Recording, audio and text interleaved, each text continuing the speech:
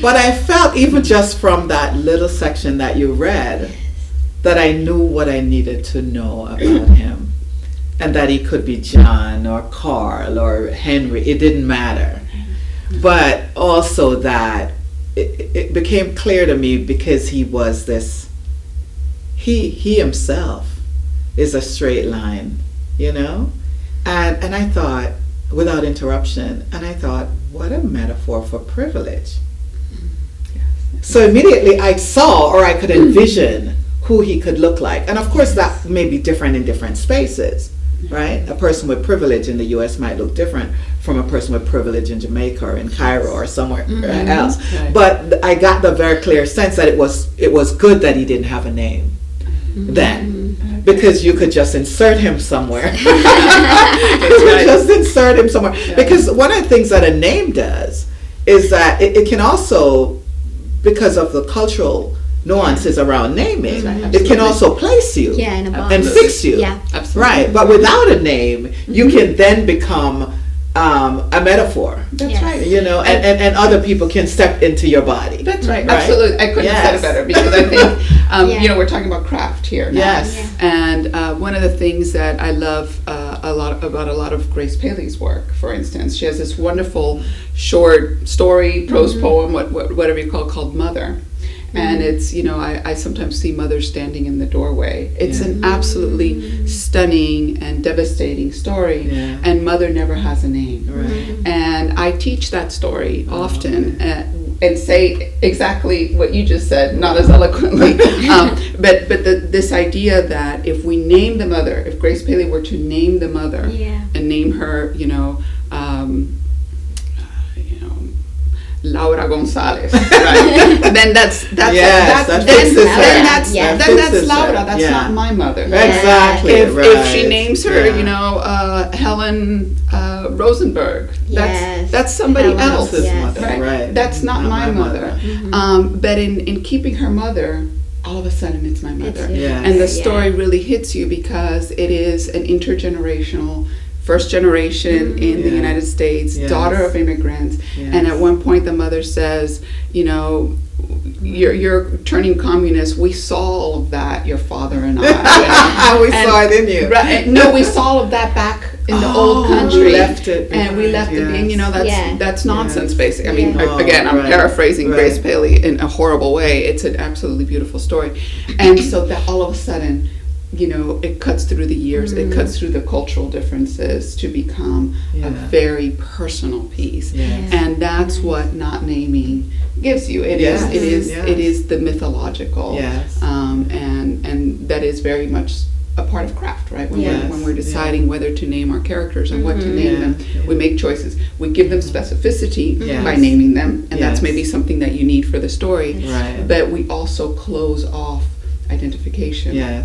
In a lot of ways with the reader, and we disinvite the reader to create alongside of us. The more detail we get, and so it's always a balance as a writer between giving the reader enough to participate, but staying in control of the story that you want to tell, and it's always a trade-off. Nice, that's beautiful. And talking about writers, and I know you teach as well, Anna, oftentimes, what advice would you give young writers, whether it's the craft or personal as well? What do you think? I think it's what all writers are always telling young people: just read a lot. I think we came to writing as readers, primarily as readers, and I always say this, and sometimes I'm among real writers and they cringe, but I always say if somebody said to me you cannot write another word for the rest of your life, I'd be probably okay with it. If somebody said you cannot read ever again,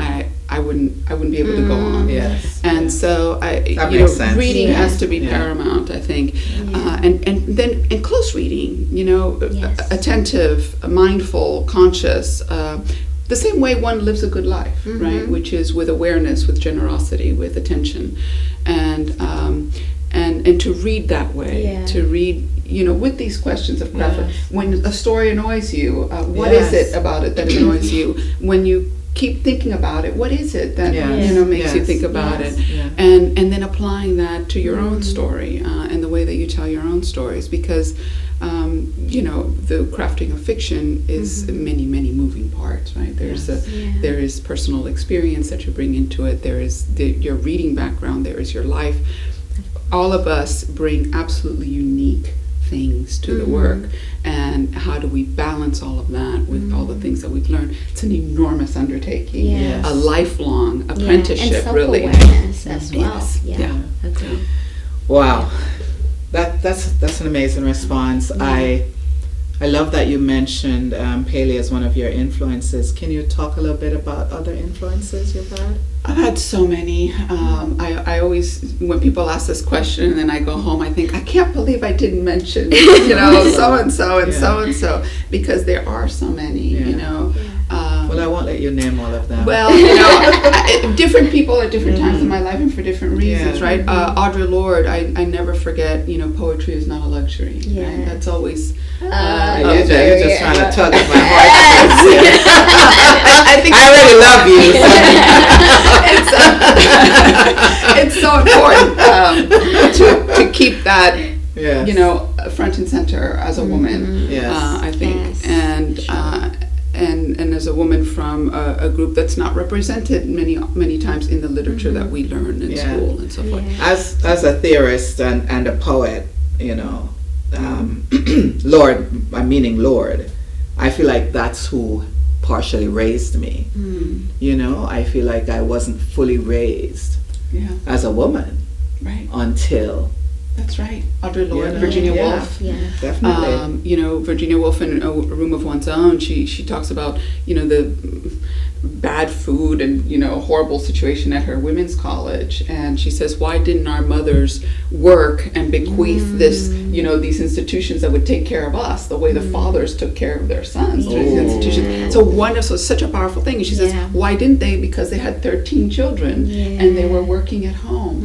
And when I first read A Room of One's Own many years ago, I don't know, as an undergraduate or even before, I didn't make as great an impact as it did in subsequent readings as I became a woman and as I began to move in the world, and to realize that these structures of privilege affect you even if you're not aware of them, and in fact affect you more when you're not aware of them.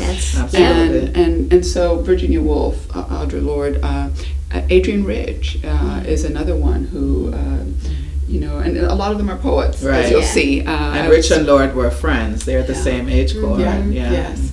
And speaking about the things that still continue to affect us, I think, and to resonate with our work and with our lives. And then, growing up, you talk about, I think writers will say this, and I love this idea of a writer raising you. And so I had many parents. And, growing up, I really liked Robert Cormier. He was the Chocolate War and I Am the Cheese. Just, they weren't your typical children's books. They were dark and they were psychologically nuanced, and they were very important for me as a budding writer, I think. Nancy Drew, Trixie Belden more than Nancy Drew, the Trixie Belden books, which were, these books about really strong girls solving mysteries and crimes, and you sort of learn from that without knowing that you're learning from it. Even while at school, you're just reading about great men. Right. And so that's important. That was an important counterbalance. And then, in recent years, I am a huge fan of W.G. Sebald. I really love the work that he did in terms of immigration and emigration. I think The Emigrants is, probably one of my favorite books of the last few years.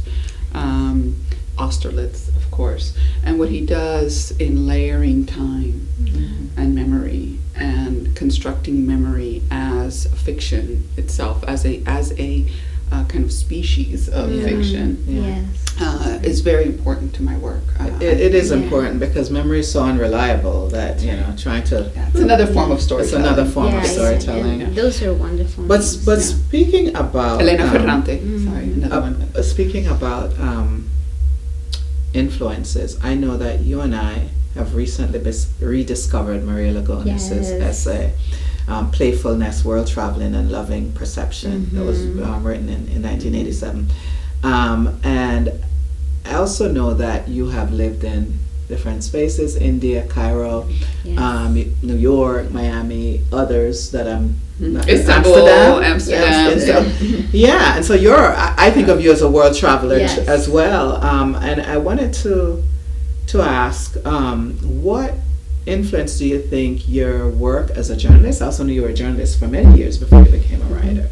What has been the influence of both your traveling and your journalism on your writing? Yeah. Well, first, let me say that you generously say that we both rediscovered her. I actually discovered her through you, so thank you. I knew her work in another. I can't remember the other. She writes about curdling in culture, and so I knew that from many years ago from I think it was a graduate course that I took, but I was not familiar with this essay of hers until you shared it with me. So I'm very grateful because it gave form and substance to an essay that I was writing. And I saw the essay and it's awesome.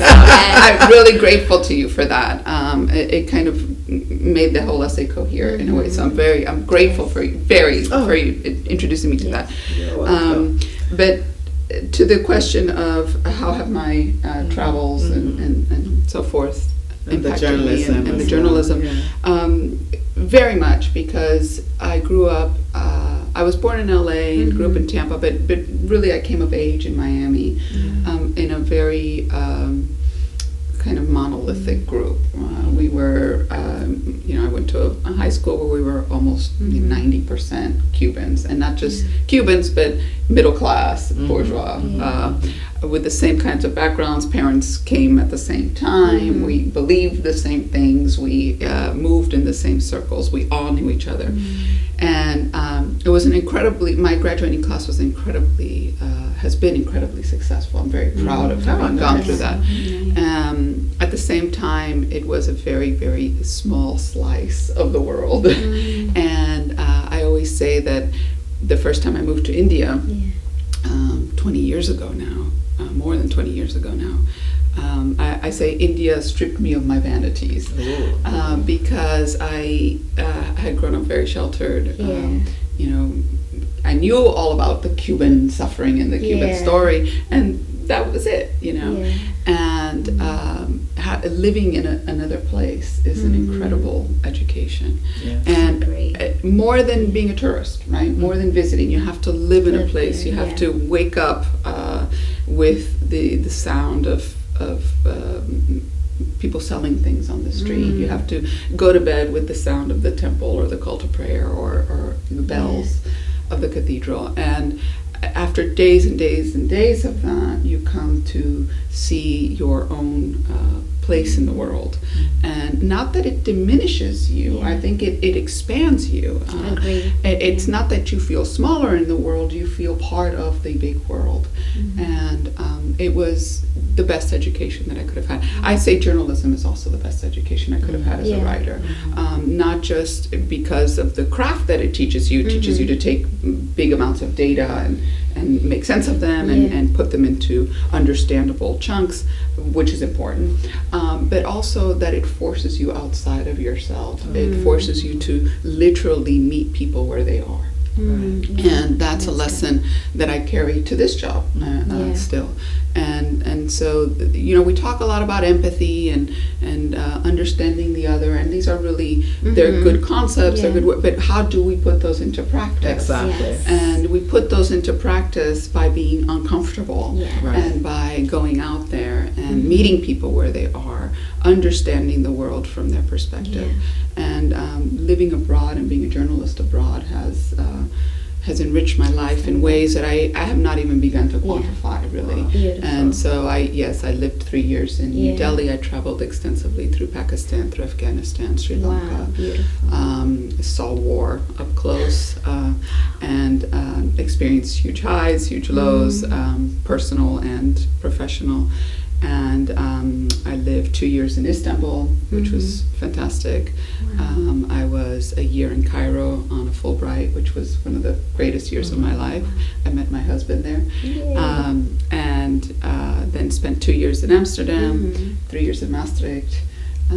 So it's been a really privileged life. Nice. Can you tell us a little bit about, so you've been all over the world, so why Miami? Why coming back to Miami? Do you think this place is important for writers? Do you think a place is important for writers? Yeah. Miami. That's a great question. Yeah, it is, yeah. I love the traffic. That is a great question. Is place important for a writer? Absolutely. I do think that it's good to write about a place when you're outside of it. All of my books that have been about Miami have been written outside of Miami. Oh, wow. And I think that's important because it gives you, of course, what the obvious is that it gives you the necessary distance, but it also makes of the place a fictional place, which it must become for your writing. You cannot write about the actual place. It is a fictional construct, and being away from it brings that into relief, I think. But it is, of course, important for me to be in Miami for personal reasons. My family is here. My parents are here. All of my cousins, my friends from high school, who I'm still in touch with many of them and love them dearly. My sister, of course, her 3 beautiful kids. So for all of those reasons, I'm glad to be back in Miami. And we came back because my husband got a job, actually, at FIU. Nice. And so we came back about 5 years ago. And to take it. Yeah. Nice. Wow. Thank you. You mentioned Virginia Woolf, and it's so interesting because as I was preparing for our interview today, I was thinking about how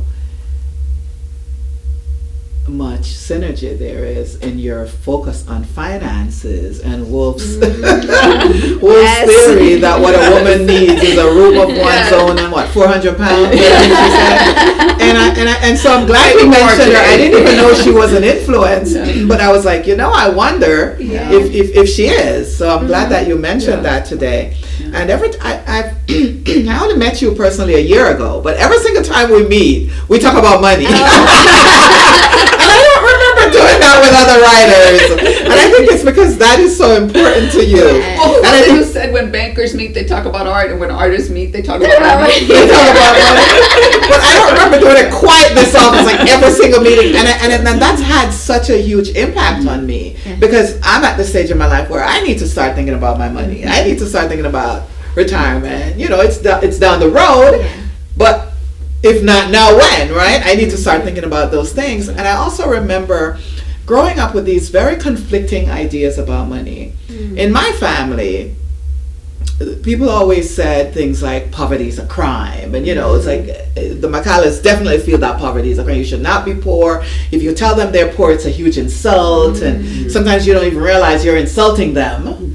Mom, if you mention things like that, you can't mention that you were poor. They think it's an insult. It's a big taboo, and I'm like, it's just a fact. It's it's not. It is what it is, and you shouldn't be blamed for it necessarily. You should be able to talk about it. You should be able to talk about what it is that makes people poor, and how is it that some people are poor and others are not. But in my culture and in my family in particular.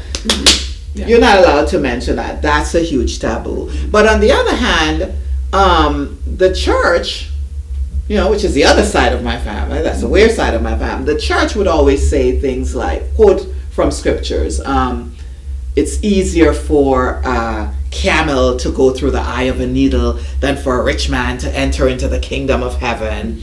And money is the root of all evil. Right. So I grew up with these very conflicting ideas around money. And so a couple of times you've come to my classes and you've told my students whatever they make, they need to save half of it. And we're like, half?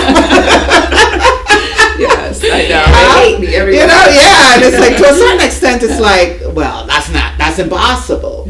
But I know that there's something behind that. And so I really wanted you to talk about that a little bit today. Yes, thank you. Yes, that's my one of my missions in life is to get artists to become self-sufficient as possible in a time in our time and culture that's not necessarily supportive of that. And so we have to take care of ourselves. And I realize that saving half is not possible for the vast majority of us, right? Especially as we get older. We have parents to take care of, we have children, we have other, which is why I like to get to students young, in their teens,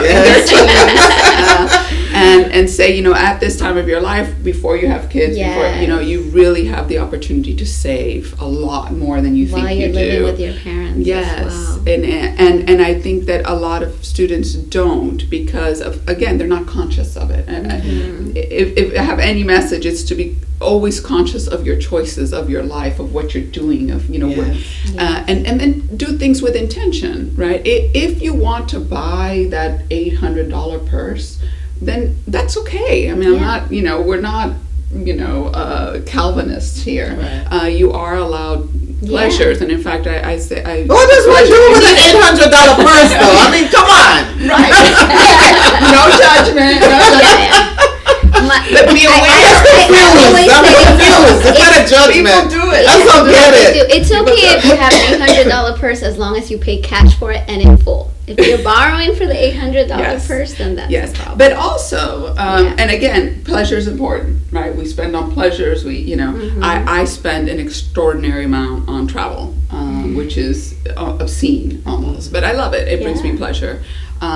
So I'm not going to deny people their pleasures, but do it consciously. So that the $800, not only should you not borrow, I mean, that goes without saying, but be aware that what that $800 really costs you over the terms of your life, because compound interest. And Dr. Weir and already know compound interest. That $800 will grow tremendously over the course of your life if you just put it away and get yourself a purse at Target. That's me. Right? That's me. And so to make your choices joyfully, but with intention, and not be deluded about, what that this means nothing down the road. Yeah. Yes, it does mean something, so. Yes, that's wonderful. Thank you so much. Yes. We're not only learning about books and writing, we're also learning about finances, which is amazing. I'm telling you. Yes. Thank you so much, Anna, for being here with us today. It's been such a pleasure. It has been a pleasure, and thank you so much, everyone, for listening. We hope that you enjoyed today's episode. Yes, thanks for tuning in to yet another episode of Taught the Tings. Yes. Until next time, keep your head up, and we'll see you soon. Yes. Bye. Thanks.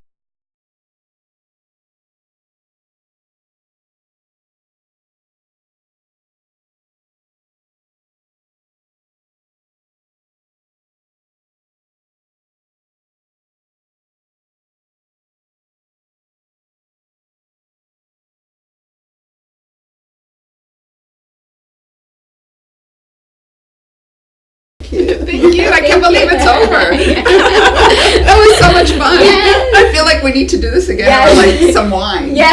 Oh. That's fine. I want to do it over wine, but I want you back. Okay, good.